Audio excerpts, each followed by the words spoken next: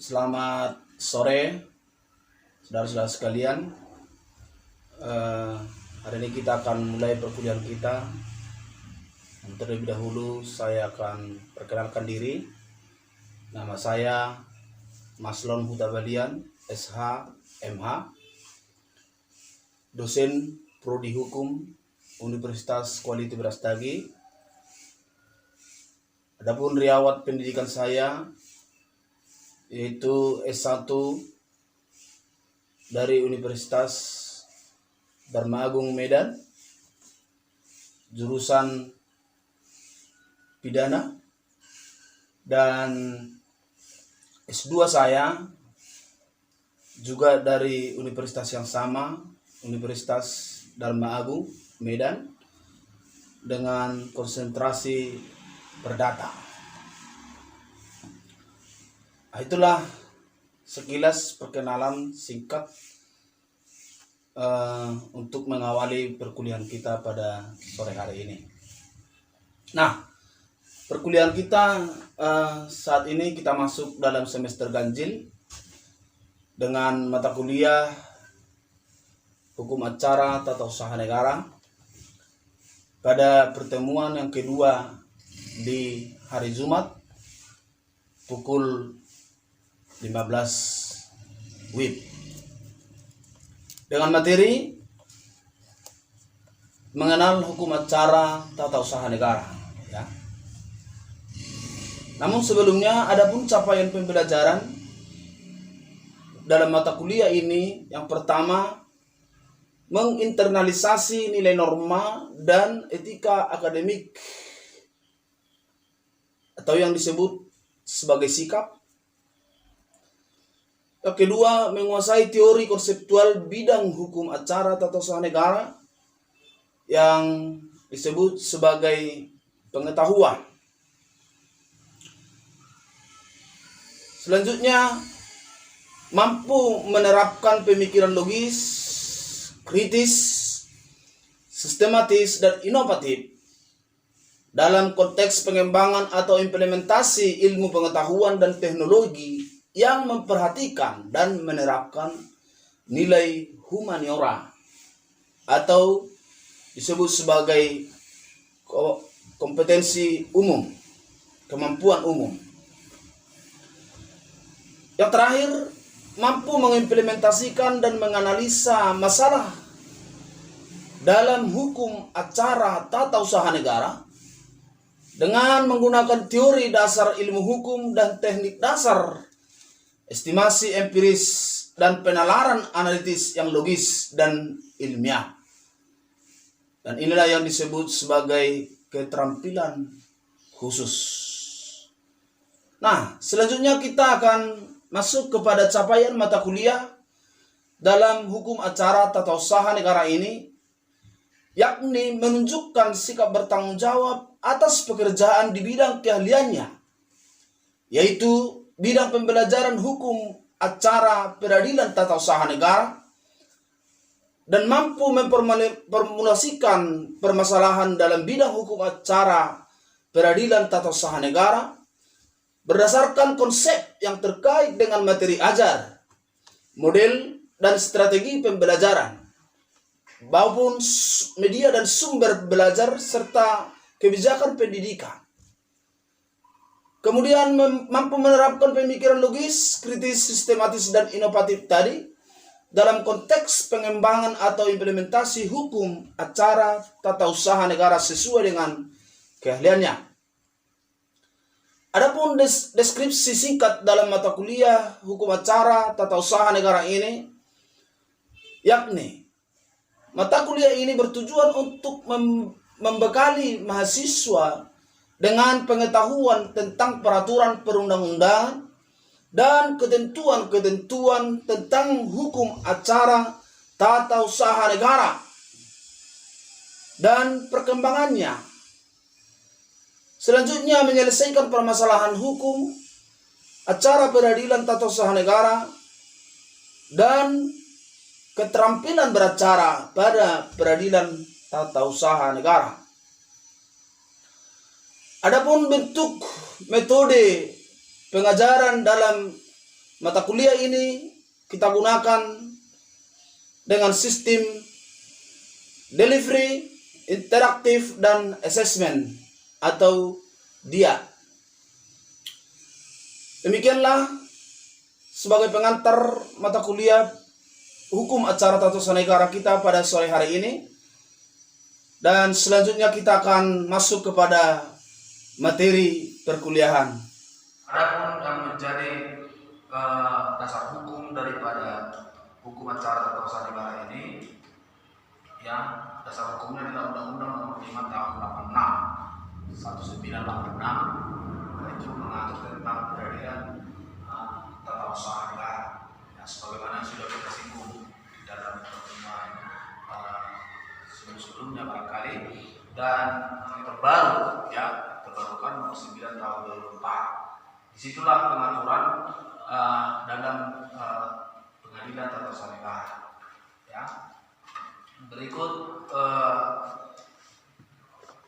pengadilan tata usaha negara itu sebagaimana sudah kita singgung beberapa kali, ya, bahwa pengadilan tata usaha negara itu di bawah Mahkamah Agung, ya.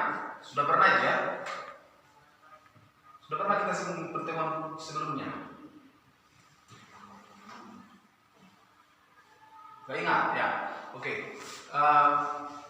Pengadilan tata usaha negara itu di bawah naungan Mahkamah Agung, ya, di bawah naungan Mahkamah Agung. Jadi, ya, di bawah naungan Mahkamah Agung itu maksudnya, ya, semua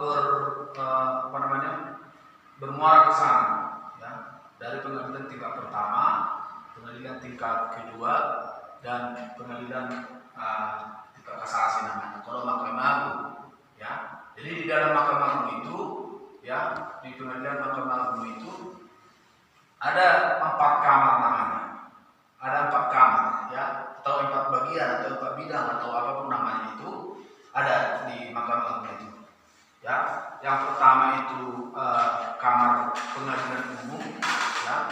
Jadi ada itu misalnya ketuanya gitu, Pak. Setelah ketua Mahkamah Agung, ya, yang membidangi atau yang membawahi yang kamar masing-masing ada, ya, ada. Jadi untuk pengadilan umum yang pertama ada ketuanya, gitu kan? Ketua kamar namanya, ketua kamar pengadilan umum, ya. Yang kedua ada pengadilan agama, ya, ada pengadilan agama. Pernah nggak, Kak? Pernah nggak? Jadi ada pengadilan agama. Jadi yang selanjutnya, yang berikut, yang ketiga, ada pengadilan militer. Pernah juga dengar? Nah, itulah kamar-kamar yang saya sebut. Yang terakhir ada pengadilan apa satu lagi? Ayo coba. Apa satu lagi? Pengadilan anak. Pengadilan anak. Sudah punya anak? Belum. Oh, saya pikir sudah punya anak, jadi pengen cepat-cepat. Hah? Pengadilan negeri. Itu pengadilan umum. Bahaya, Kak. Pengadilan militer. Pengadilan militer. Jadi sangat bahaya, ya, sangat bahaya. Kalian-kalian itu sudah semester 6, tahun depan sudah selesai. Ini pun tidak tahu. Pembagian yang saya sebutkan tadi, 4 kamar pengadilan. Apa itu lagi? Coba dari yang pertama dulu apa? Pengadilan negeri umum. Pengadilan umum, kan? Dia bilang sendiri. Pengadilan negeri itu pengadilan umum. Pengadilan agama. Pengadilan militer. Satu lagi? Iya. Itu dia, itu yang kita singgung hari ini, saat ini. Pengadilan tata usaha negara. Pengadilan tata usaha. Ya kan? Ada pengadilan tata usaha negara. Jadi kesemuanya ini atau keempat-empatnya ini memiliki tupoksi masing-masing. Nah, pengadilan tata usaha negara ini, ya, berbicara tentang keputusan ini yang dikeluarkan oleh pejabat tata usaha negara atau tata usaha negara ini, apakah kepala dinas, apakah bupati, wali kota, dan gubernur yang mengeluarkan suatu keputusan ini, maka bagi mereka atau bagi siapa saja pun yang merasa haknya dirugikan, ya, yang merasa haknya dirugikan karena sebuah keputusan yang dikeluarkan oleh pemerintah oleh pejabat atau terserah negara tersebut, maka yang bersangkutan bisa mengajukan gugatan ke pengadilan tata usaha negara, karena sudah ada memang pengadilan absolut namanya. Absolut itu mutlak, yang tidak bisa digabung gitu. Antara pengadilan negeri dan ranah pengadilan tata usaha negara tidak bisa digabung. Jadi nggak bisa salah kaprah dia. Paham sampai di sini? Nah, tadi saya singgung kembali, saya ulang, yang kompetensi absolut itu pengadilan yang sangat berbeda, ya, pengadilan yang sangat berbeda tugas pokok dan kewenangannya. Jelas ya? Yang pengadilan militer dong, ya, pengadilan agama mengadili yang berkaitan dengan apa itu? Ada yang tahu? Pengadilan agama mengadili apa? Perceraian apa? Dia perceraian apa? Kalau misalnya Anda sudah menikah, Anda lama, kalau Anda sudah menikah, ya, ternyata setelah beberapa tahun Anda tidak suka lagi dengan istri, misalnya, terus keberatan, tidak suka lagi atau tidak betah lagi dengan istri. Ada rencana mau ganti istri kedua atau mau nambah? Anda mau melakukan perceraian, ya. Nah, kemana Anda ajukan gugatan? Kenapa? Pengadilan agama. Saya tanya. Karena itu bagian mereka untuk mengurus tentang hal itu. Ya, gitu ya. Itu jawaban dia. Tapi yang sebenarnya bukan. Pengadilan agama itu, ya, pengadilan agama itu khusus yang menangani sengketa-sengketa tentang agama Islam. Gitu ya. Ada sengketa. Gak ada ya. Menangani sengketa-sengketa yang dengan Islam, syiar Islam, bang syiar syariah, mengenai pembagian hak warisan. Tapi yang beragama Muslim, ya. Jadi kalau Anda Katolik, Anda tidak suka lagi dengan istri, mau diceraikan, jangan ke pengadilan agama, Bu.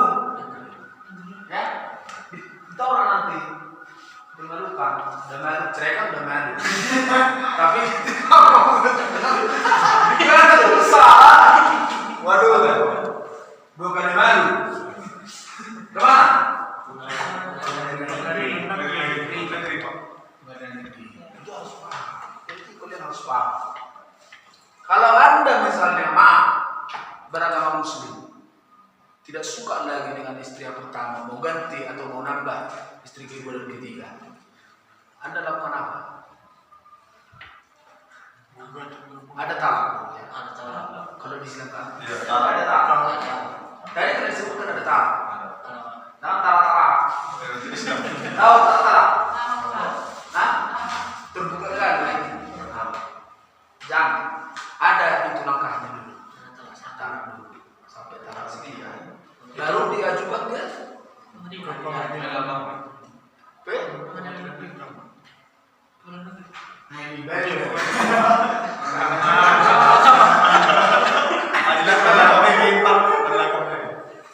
setelah ditalak baru diajukan ke pengadilan agama. ya, itu betul. Ya. Apakah di kamu nggak pernah masuk? Karena agama Muslim. Enggak masuk kuliah. Itu dihukum Islam ada. Saya perlu hukum di semua ada hukum Islam. Kami kan karena kami kan enggak Kalau hukum itu identik kita dalam hukum Islam. Pernah biasanya prodi hukum ada hukum Islam. Kayaknya ada. semester 3. Jadi itu ya. Jadi jelas ya. Ini harus jelas dipahami. Jangan sampai salah. Ya. Demikian juga pengadilan yang lain. Ya. Pengadilan militer. Pula kita daftarkan ke pengadilan negeri atau pengadilan sosial atau ke pengadilan agama, lucu, ya. Jadi harus kita tahu kompetensi masing-masing. Ya, inilah yang sangat perlu kita pahami ya dalam pengadilan bagian dari kamar-kamar di dalam pengadilan itu. Jadi saya mau tanya Pak. Ya, Dari penjelasan Bapak yang tadi kami dengarkan, itu kan seperti kita ketahui tadi dalam pemberhentian PNS ataupun aparatur sipil negara, dalam hal tersebut kita sebagai pihak yang merasa kita disalahi atau dilanggar, kita menuntut kepada pengadilan tata usaha negara. Jadi dalam hal tersebut Pak, kalau misalnya ada unsur-unsur pidana misalnya dalam kejadian tersebut, apakah itu selesai diurus di dalam pengadilan tata usaha negara ataupun diteruskan kepada pengadilan umum? Contohnya yang kamu maksud itu tadi, Contohnya ada unsur-unsur pidana gitu ya. ya, Pak. Misalnya Jadi. ada seseorang ASN yang melakukan korupsi Pak dengan jumlah tertentu misalnya, jadi dia diberhentikan. Bagaimana prosesnya Pak? Apakah ke pengadilan tata usaha negara atau ke pengadilan umum langsung?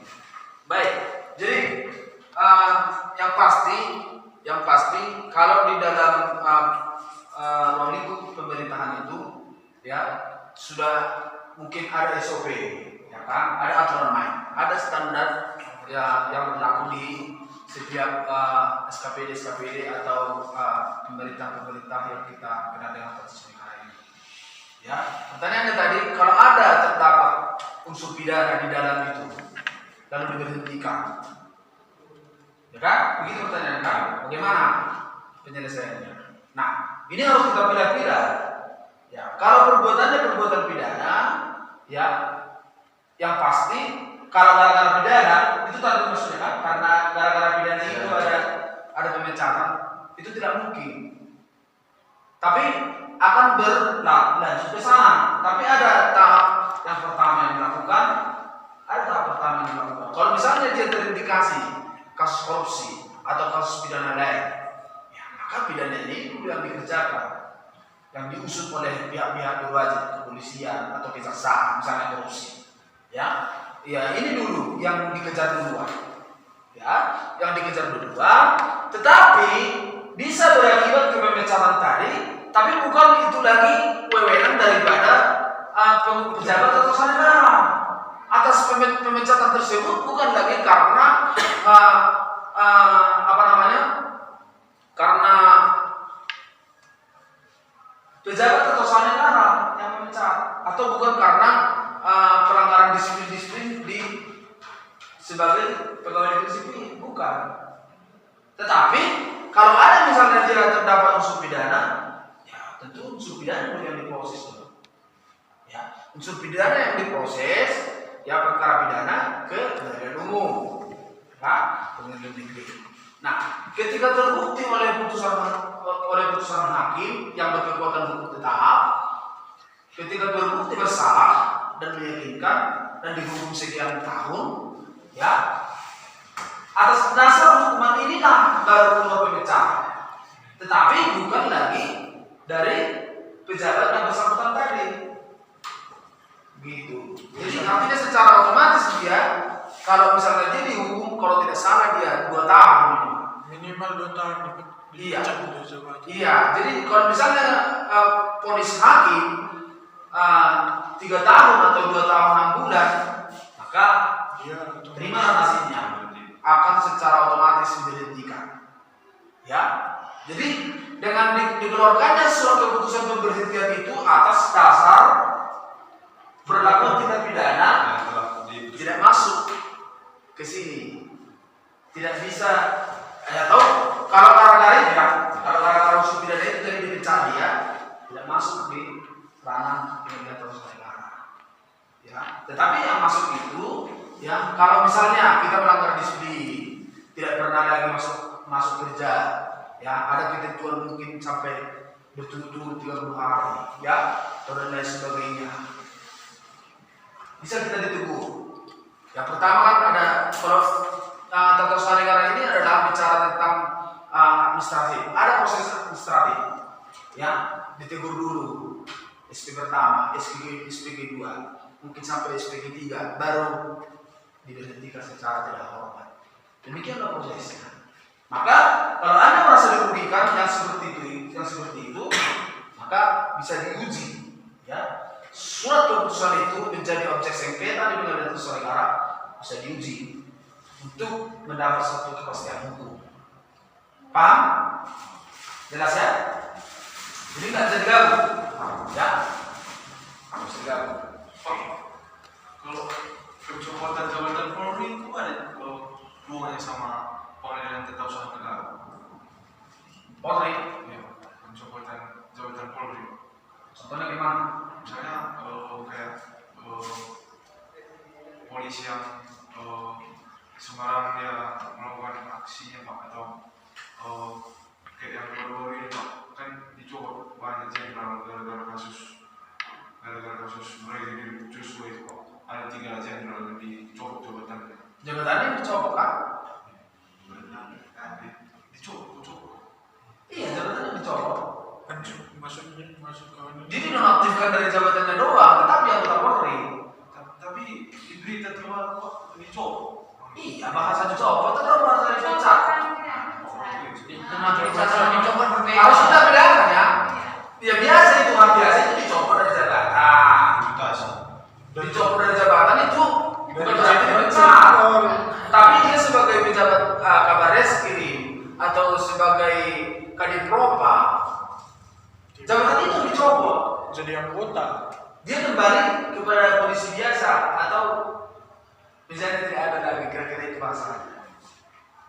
Terus itu ada hubungannya sama Tidak bisa. Itu Pengadilan umum. pengadilan umum. Karena polisi kan sekarang sudah ganti, sudah pindah ke Sipil. sebagai sipil. Ya, sipil ya. Bukan lagi dulu militer, di bawah nama militer. Semacam masyarakat. Sekarang sudah seperti masyarakat biasa. Jadi kalau misalnya polisi melakukan tindak pidana, beda dengan Tentara Nasional Indonesia. Ya, kalau polisi melakukan tindak pidana maka dia Di pengadilan umum. bukan di pengadilan militer. Jadi cuma TNI yang di pengadilan militer. Iya, TNI. Ya. Pak, kalau dalam kasus misal korupsi, itu kan masyarakat atau ada yang mengadukan tentang kasus korupsi seseorang. Kalau dalam persidangan tata usaha negara kan yang dibahas tentang pegawai PNS atau pegawai negeri sipil. Tindakan keputusan itu yang dibahas. Pengadilan tata usaha negara, tindak keputusan tata usaha negara. Jadi semisal ada pegawai atau pekerja negara yang dilihat oleh masyarakat Korupsi itu. tidak korupsi. Kalau korupsi kan beda lagi ke KPK lagi pengadilan seperti itu Pak. Pekerjaannya tidak benar seperti itu. Lalu dia bisakah masyarakat mengadukan ke pengadilan tata usaha Pak? Oh tidak bisa.